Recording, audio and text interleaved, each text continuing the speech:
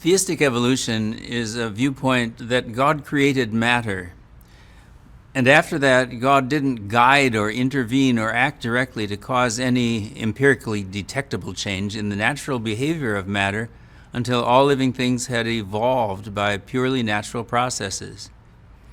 But what that belief implies is that there are actually 12 details in Genesis 1 to 3 that simply didn't happen. If you hold to theistic evolution in this most common form in which it is held today, you would say, for instance, number one, that Adam and Eve were not the first human beings, and perhaps Adam and Eve never even existed. Number two, you would say that Adam and Eve were born from human parents.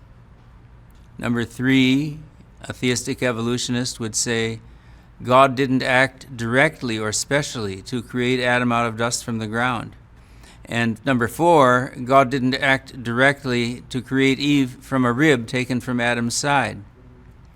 Number five, our friends who hold to theistic evolution would say Adam and Eve were never sinless human beings.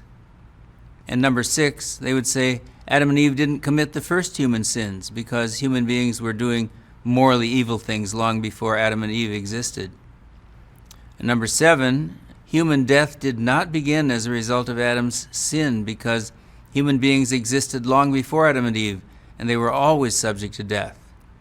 Number eight, if you hold to theistic evolution, you would hold that not all human beings have descended from Adam and Eve, for there were thousands of other human beings on the earth at the time that God chose two of them and called them Adam and Eve.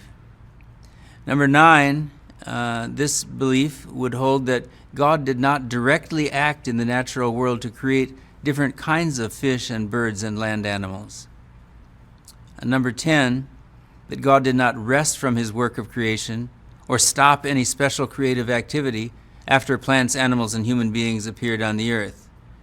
Number 11, a theistic evolution advocate would say God never created an originally very good natural world in the sense of a world that was a safe environment, free of thorns and thistles and other similar harmful things.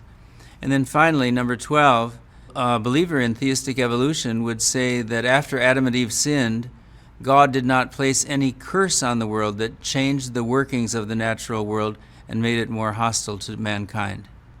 So that's 12 events in Genesis 1 to 3 that the Bible records as historically accurate, truthful events, but that are denied by advocates of theistic evolution.